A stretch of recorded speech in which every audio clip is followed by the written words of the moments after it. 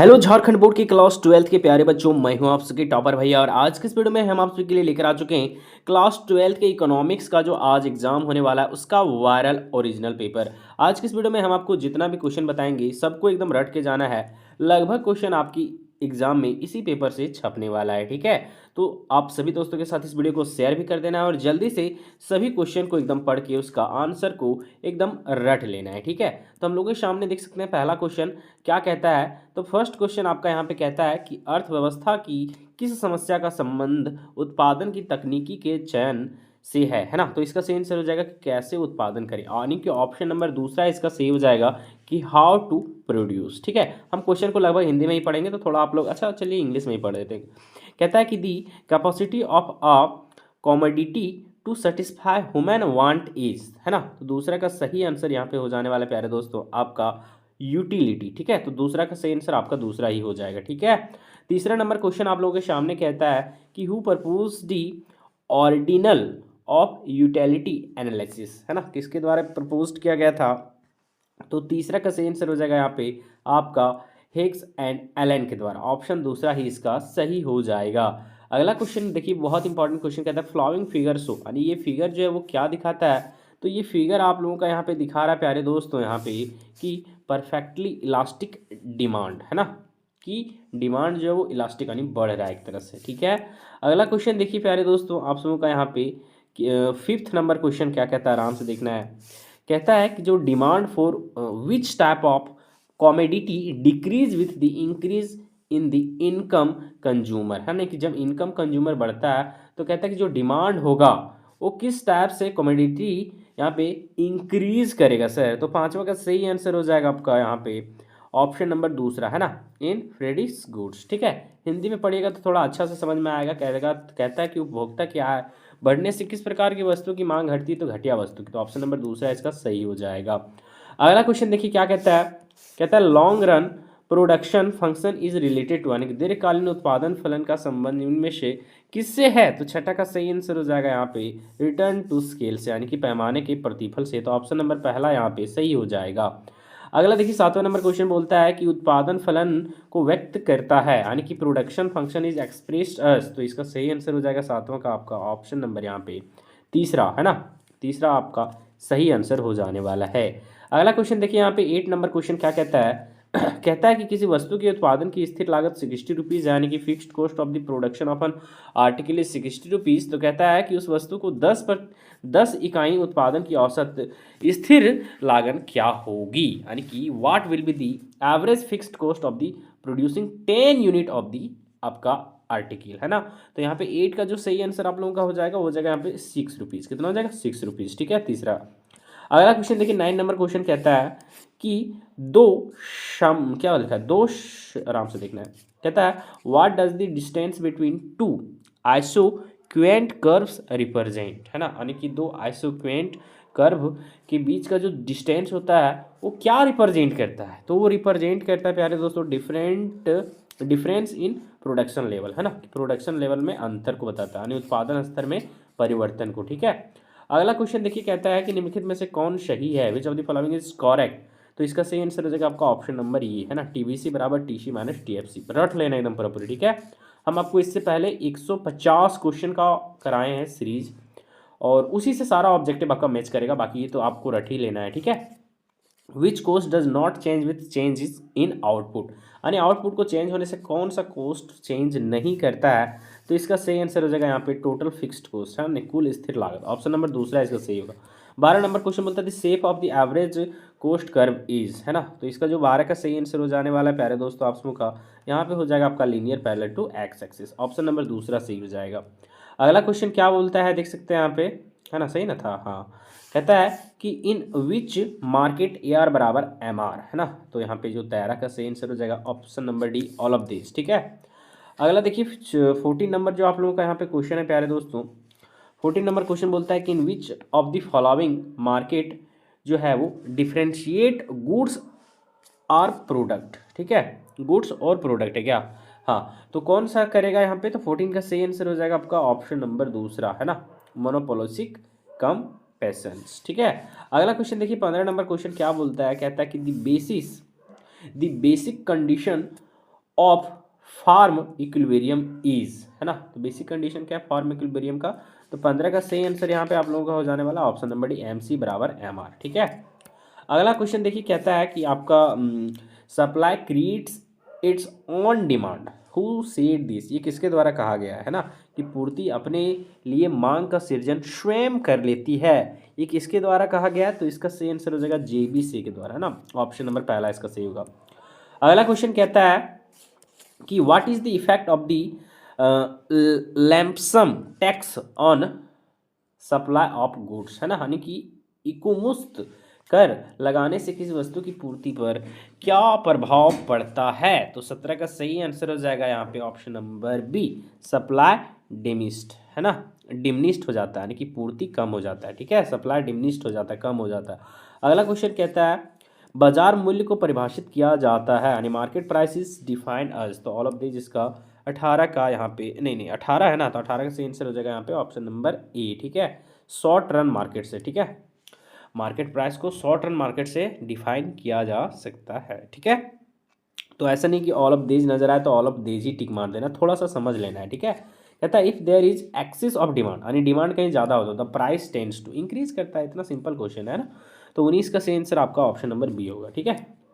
अगला क्वेश्चन क्या बोलता है, कहता है कि price of a goods is determined as a point where, है ना, कहने का मतलब क्या है कि बोल रहा है कि कीमत उस बिंदु पर निर्धारित होती है जहां, तो जहां क्या होता है सर, तो 20 का यहाँ पे सही आंसर हो जाएगा आपका यहाँ पे ऑप्शन नंबर तीसरा, यानी demand of the commodity and supply of the community are equal, है ना, जहां डिमांड और आपका सप्लाई दोनों क्या हो जाए, इक्वल हो जाए, ठीक है। अगला क्वेश्चन देखिए यहाँ पे 21 नंबर क्वेश्चन क्या कहता है, कहता है दी जनरल थ्योरी ऑफ जो एम्प्लॉयमेंट, है ना, जो इंटरेस्ट एंड मनी नामक पुस्तक किसके द्वारा लिखा गया, कितना इजी क्वेश्चन, इसको तो हम बहुत बार बताएं, तो इसका सही आंसर हो जाएगा JM कीन्स के द्वारा, ऑप्शन नंबर तीसरा इसका सही होगा, ठीक है। अगला क्वेश्चन बोलता है what is the relationship between GNP और NNP, तो इन दोनों में रिलेशन क्या है, तो NNP बराबर GNP माइनस आपका डिप्रेशिएशन, तो ऑप्शन नंबर तीसरा इसका सही हो जाएगा, ठीक है। अगला क्वेश्चन देखिए, कहता है स्टॉक चर का एक उदाहरण है, an example of stock variable is, तो 23 का सही आंसर हो जाने वाला है प्यारे दोस्तों आप लोगों का यहाँ पे कैपिटल पूंजी, ऑप्शन नंबर दूसरा सही हो जाएगा, ठीक है।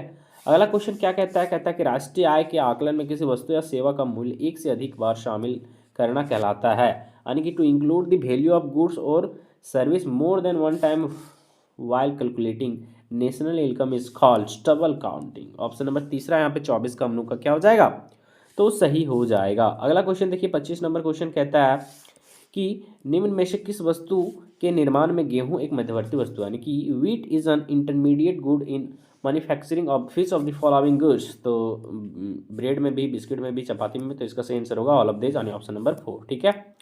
अगला क्वेश्चन कहता है कि मुद्रा का कार्य क्या है, यानी द फंक्शन ऑफ मनीज, तो मनी का काम क्या होता है, तो ऑल ऑफ दिस, है ना, स्टोर द वैल्यू, है ना, मीडियम द एक्सचेंज और मेजर द वैल्यू, इसका सब काम होता है, तो ऑप्शन नंबर 4 यहाँ पे 26 का हम लोगों का सही हो जाएगा, ठीक है। अगला क्वेश्चन देखिए 27 नंबर क्वेश्चन कहता है who said money is what money does, है ना, यानी कि किसने कहा है कि जो मुद्रा है, मुद्रा वह है जो मुद्रा का कार्य करे, है ना। तो वैसे इसमें से एक भी आंसर सही नहीं, लेकिन इसमें से आपका तीसरा मार दीजिएगा, ये थोड़ा सा सही लग रहा है, ठीक है। अगला क्वेश्चन देखिए यहाँ पे 28 नंबर क्वेश्चन बोलते थे central bank of the India, तो reserve bank of India central bank है ना इंडिया का, ऑप्शन नंबर दूसरा इसका सही होगा, ठीक है। अगला क्वेश्चन देखिए 29 नंबर क्वेश्चन क्या कहता है, 29 नंबर क्वेश्चन बोलता है कि main function of central bank is, central bank का मेन काम क्या होता है सर, तो इसका मेन काम जो हो जाएगा इसका सही आंसर हो जाएगा आपका ऑल ऑफ दिस, ठीक है, यानी कि बैंक ऑफ बैंक भी है, इशू करेंसी नोट्स और the banker agent of the central government, तो ऑप्शन नंबर डी इसका सही होगा, क्योंकि ये चारों काम होता है, ठीक है, किसका, सेंट्रल बैंक का, ठीक है। अब लास्ट क्वेश्चन यहाँ पे देखिए आपका ऑब्जेक्टिव का क्या कहता है, आराम से देखना है, कहता है कि उपभोग फलन C बराबर ए प्लस बी वाई में स्वायत्त उपभोग क्या है, बहुत इजी क्वेश्चन है, ये सब बहुत ज़्यादा पूछता है, ठीक है। यानी दी आपका ऑटोनमस आपका कंजम्पशंस इन दी आपका कंजम्पशंस फंक्शन C बराबर ए प्लस बी वाई इज, तो 30 का सही आंसर हो जाएगा आपका बी वाई, ठीक है, ये वाला ऑप्शन नंबर यहाँ पे 4 हम लोग का सही हो जाएगा। अब हम लोग आते हैं सब्जेक्टिव क्वेश्चन की तरफ। अब हम लोग के सामने सब्जेक्टिव क्वेश्चन में से सबसे पहले जो आने वाला है वो आने वाला है 2 मार्क्स वाला सब्जेक्टिव क्वेश्चन, ठीक है, तो पूरा पूरी रट लेना है। क्वेश्चन क्या कहता है, कहता है कि समष्टि अर्थव्यवस्था को परिभाषित कीजिए, डिफाइन आपका मैक्रो इकोनॉमिक्स, है ना। हम आंसर हिंदी इंग्लिश दोनों में बताने वाले, पहले आप क्वेश्चन पढ़ लेते हैं, ठीक है, फिर आंसर पर आएंगे। दूसरा क्वेश्चन की मध्यवर्ती वस्तु क्या है, what is an intermediate good. ठीक है। अगला क्वेश्चन यहाँ पे 2 नंबर का औसत उत्पादन क्या है, यानी कि व्हाट इज एवरेज प्रोडक्ट, है ना। और बाजार से आप क्या समझते हैं, what do you mean by market. और अगला क्वेश्चन है, कहता है डिफाइन मनी, मुद्रा को परिभाषित करना है। अगला क्वेश्चन कहता है राजस्व से मतलब जो है आप क्या समझते हैं, what do you understand by the revenue receipt. ठीक है। अगला क्वेश्चन देखिए, ये आपका 2 नंबर का है, what is meant by import substitution. ठीक है। अब ये जो 8 नंबर के बाद वाला क्वेश्चन है, ये आपका 3-3 मार्क्स वाला क्वेश्चन है। ठीक है। इस तरह से आपके एग्जाम में टोटल 8 क्वेश्चन मिलेंगे, जिसमें से आपको बनाना रहेगा सिर्फ 6 क्वेश्चन। ठीक है। क्वेश्चन कहता है मांग के नियम से आप क्या समझते हैं, what do you understand by law of demand, है ना। और अगला क्वेश्चन कहता है यहाँ पे कि आपातकालीन उत्पादन फलन और दीर्घकालीन उत्पादन फलन में अंतर स्पष्ट कीजिए, यानी कि differentiate between short run production function and long run production function में हमको डिफरेंस बताना है, डिफरेंशिएशन नहीं है ना, अंतर बताना है। अगला क्वेश्चन जो है वो ये भी 3 नंबर का है, कहता है कि पूर्ण प्रतियोगी बाजार की 3 विशेषताओं को बताना है, and mention 3 features of perfect competitive market. ठीक है। अगला क्वेश्चन सकल घरेलू उत्पाद यानी जीडीपी और सकल राष्ट्रीय उत्पाद यानी जीएनपी में अंतर बताना है। अगला कहता है कि जो है मुद्रा विनिमय का माध्यम क्या, स्पष्ट कीजिए, यानी कि money is a medium of exchange, explain करना है इसको। ठीक है। और अगला क्वेश्चन ये भी 3 नंबर का है, कहता है what do you understand by the effective demand, यानी कि प्रभावी मांग से आप क्या समझते हैं। ये भी 3 नंबर का है कि सरकारी बजट के उद्देश्यों को लिखना है, यानी write down the objective of government budget. ठीक है। अगला क्वेश्चन देखिए, ये आता है आपके 5 नंबर में। ठीक है। देख लेना आराम से, बहुत इंपॉर्टेंट क्वेश्चन है। कैलकुलेट दी आपका price elasticity of demand for the following table. ये टेबल है आपका, यहाँ पे प्राइस ऑफ गुड्स है और यहाँ पे डिमांड ऑफ गुड्स है। ठीक है। प्राइस इतना है गुड्स का और डिमांड ये वाला है। ठीक है। हर निम्न तालिका से मांग की कीमत लोचन की गणना करना। ठीक है। अगला क्वेश्चन ये भी 5 नंबर का है, कहता है explain the 3 stage of law of variable proportion, यानी कि परिवर्तनशील अनुपात की 3 जो है वो नियम के 3 अवस्थाओं को बताना है। 5 नंबर का है। ये भी आपका 5 नंबर का है, एकाधिकार बाजार में मूल्य निर्धारण कैसे होता है, how is price determined under monopoly market. अगला क्वेश्चन भी 5 नंबर का है कि राष्ट्रीय आय की गणना की आय विधि और उत्पाद विधि का वर्णन करना है। ठीक है। और अगला क्वेश्चन ये वाला जो है ये भी 5 नंबर का है, फिर हम लोग आंसर पर आएंगे। संतुलित बाजार और आपका आदित्य बजट तथा घाटे के बजट की व्याख्या करना। ठीक है। हम लोग आते हैं आंसर पे। ठीक है। जो हम लोग का यहाँ पे सबसे पहला क्वेश्चन था 2 मार्क्स का कि डिफाइन आपका मैक्रो इकोनॉमिक्स, तो हम लोग लिखेंगे यानी कि समष्टि अर्थशास्त्र को परिभाषित करेंगे। तो देखिए हम ज़्यादा टाइम नहीं लेंगे, ये वाला आपका है आंसर। ठीक है। आप स्क्रीनशॉट इसका ले सकते हैं और जल्दी से आप आराम से पढ़ सकते हैं। ठीक है। वीडियो को रोक के, ठीक है, हम थोड़ा सा जल्दी में इस वीडियो को कंप्लीट करते हैं। हिंदी वाले भी आराम से यहाँ पे पढ़ सकते हैं। ठीक है। समझना तो है नहीं क्योंकि एग्जाम आज ही है, तो पूरा रिजल्ट लेना है। मध्यवर्ती वस्तु क्या है, तो देखिए ये उसका आंसर है। ठीक है। बहुत ज़्यादा इंपॉर्टेंट क्वेश्चन है, देखिए इसका स्क्रीनशॉट भी ले सकते हैं। ठीक है। अगला क्वेश्चन देखिए आपका ये रहा, मतलब हिंदी वाला आंसर।